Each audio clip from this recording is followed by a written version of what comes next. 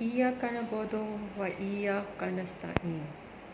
ہم تیری ہی عبادت کرتے ہیں اور تجھ ہی سے مدد مانگتے ہیں۔ اس میں کوئی شک و شبہ نہیں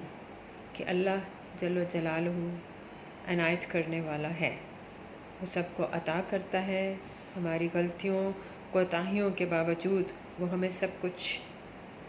عطا کرتا ہے، مگر بدلے میں وہ ہم سے کچھ نہیں مانگتا ما سوائے کہ ہم اللہ کو ایک مانیں، اس کو یکتا مانیں اور نبی آخر زمان کو آخری نبی مانیں۔ فرشتوں پہ یقین رکھیں، الہامی کتابوں پہ یقین رکھیں۔ ہمیں چاہیے کہ ہم اللہ سے اتنا کچھ لیتے تو ہیں، تو اس کی وحدانیت، اس کے یکتا ہونے پہ ہمارا ایمان جو ہے وہ مکمل ہونا چاہیے۔ قرآن کو ہمیں چاہیے کہ صحیح معنوں میں ہم اس کو اسٹڈی کریں، اس کو پڑھیں، اس کے ترجمہ پڑھیں، اس کو سمجھیں کہ خدا کی طرف سے ہمارے لیے کیا کیا احکامات ہیں، نہ کہ ہم قرآن پاک پڑھیں اور اس کو ایک الماری میں اونچی جگہ پہ سیو کر کے رکھ دیں۔ قرآن حکیم جو ہے اللہ کی جو آخری کتاب ہے، جو نبی اکرم صلی اللہ علیہ وسلم پہ نازل ہوئی، اس میں ہمارے لیے فلسفہ حیات بھی ہے، زندگی کے ہر موڑ کے ہر مسئلے کا حل ہے۔ اسی وجہ سے تو ہم کہتے ہیں کہ یہ مکمل ضابطہ حیات ہے، اس میں اللہ نے زندگی گزارنے کے لیے ہمیں ہر طرح سے گائیڈ کیا ہے۔ اس میں اللہ نے ہمیں بہت سے مسائل، جیسے وراثت کے مسائل ہیں، یتیموں کے حقوق، طلاق کے طریقے اور حقوق العباد، ہر طرح سے ہر چیز کے لیے ہمیں بہت باریکی سے گائیڈ کیا ہے۔ اس میں شرک کی تفصیل بھی بہت اچھے ہی انداز میں بیان ہے۔ پہلے زمانوں میں لوگ جب سفر کرتے تھے تو راستے میں کسی بھی وادی میں پڑاؤ ڈالتے تھے اور کیا کرتے تھے کہ وہ جنات سے طلب مدد کرتے تھے کہ ہمیں کوئی چیز نقصان نہ دے سکے۔ چاہیے تو یہ تھا کہ ہم جب اپنے اللہ کو مانیں تو اپنے اللہ سے مانگیں، لیکن وہ کیونکہ وہ ایمان پہ تو ان کا ایمان تو ہے نہیں تھا، اسلام وہ قبول کرتے نہیں تھے، وہ جنات کو سے اپنی مدد مانگتے تھے۔ جب جنات سے مدد مانگتے تھے تو اس سے کیا ہوتا تھا کہ جنات کا جو ہے وہ اپنی سمجھتے تھے کہ ہماری ویلیو بہت زیادہ ہے اور پھر وہ ان پہ حاوی ہو جاتے تھے۔ اس سب چیز کا ذکر جو ہے اللہ نے سورہ جن میں پارہ نمبر 29 میں واضح طور پہ کیا ہے۔ اس سورہ جن کی جو پہلی آیت ہے اس میں اللہ تعالیٰ فرماتا ہے کہ جب نبی پاک،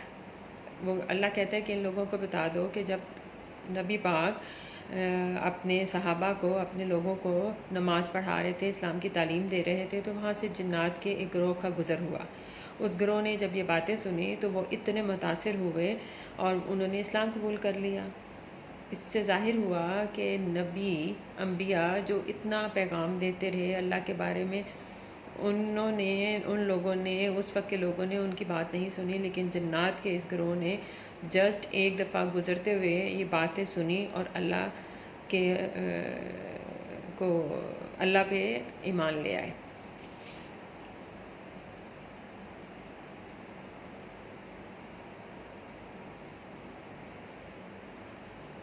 اللہ تعالیٰ اس صورت میں یہ بھی فرماتے ہیں کہ جو جنات ہیں ان کی ڈفرینٹ اقسام ہیں، کچھ مسلمان ہیں، کچھ یہودی ہیں، کچھ کرسچنز ہیں، اور ان کے اعمال بھی جو ہیں ان کے مذاہب کے حساب سے ہی ہیں۔ مختصراً یہ ہے کہ ہمیں سیدھے راستے پہ چلنا چاہیے، جنات کی موجودگی کا یقین جو ہے کر لینا چاہیے۔ یہ چیز میں صرف آج اس وجہ سے اپنے اس میں بتانا یہ چاہ رہی ہوں کہ میرا کچھ ایسے لوگوں سے ملنا ہوا جو کہ اس چیز پہ یقین نہیں رکھتے تھے، اور وہ جب ان کو اس چیز کا کلیئر ہو تو کہتے ہیں کہ پہلے ہمیں واقعی میں اس چیز کا اندازہ نہیں تھا۔ تو جنات جو ہیں یہ ہر وقت موجود ہیں۔ ان کی موجودگی کی جو دلیل ہے وہ اس سے بھی ہوتی ہے کہ جب اللہ تعالیٰ نے پہلی وحی نازل کی نبی پاک پہ، تو اس وقت تک جو آسمانوں تک جنات کی رسائی تھی، یہ وہاں پہنچ سکتے تھے۔ اللہ تعالیٰ کی اور جو فرشتوں کے مذاکرات تھے، جو بات چیت تھی، وہ یہ سن لیتے تھے اور اپنے لوگوں کو گمراہ کرتے تھے، ان باتوں کو بدل کر اس کو چینج کر لیتے تھے اپنے حساب سے۔ لیکن پھر جب اللہ تعالیٰ نے ایک وقت ایسا آیا جب وحی نازل کی تو اس کے ساتھ ہی اللہ تعالیٰ نے جنات کا اس دنیا میں اپنے آسمانوں میں رسائی کو ناممکن بنا دیا. وہ کیسے بنایا کہ فرشتوں کو چوکیدار بنا دیا, اور اللہ نے یہ بھی حکم دیا کہ اگر کوئی بھی ادھر جو ہے جن انٹر ہونا چاہے تو ستاروں کو حکم دیا کہ وہ ٹوٹ کر شعلے بن کے ان پہ گر جائیں. اس لیے ہمیں چاہیے کہ ان سب تمام چیزوں کے بعد ہمیں اس چیز کا اندازہ ہو جانا چاہیے کہ اللہ ایک ایسی ذات ہے جو ہر چیز کر سکتی ہے, اس کے کنٹرول میں ہر چیز ہے, دن کا رات کا آنا جانا, سورج ستارے, ہر چیز, حتیٰ کہ ہمارا ایک سانس بھی جو ہے وہ اللہ کی مرضی سے ہم نہیں لے سکتے. تو ہمیں چاہیے کہ ہم اللہ کو ایک مانیں, نبی کے آخری ہونے پہ یقین رکھیں, قرآن مجید پہ یقین رکھیں, ایمان مفصل اور ایمان مجمل کو پہ یقین رکھ کے اپنے اسلام کو, اپنے جو اندر کا ایک مسلمان ہے اس کو مضبوط بنائیں.